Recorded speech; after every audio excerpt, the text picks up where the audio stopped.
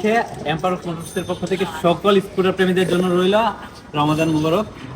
আর আজকে আমরা চলে আসলাম আমাদের স্কুটার কালেকশনে যত সুজুকি বার্গম্যান আছে সবগুলো নিয়ে। আপনি দেখতেই পাচ্ছেন আমাদের কাছে প্রায় অনেকগুলো সুজুকি বার্গম্যান আছে, আর সবগুলাই কিন্তু এফআই এফআই।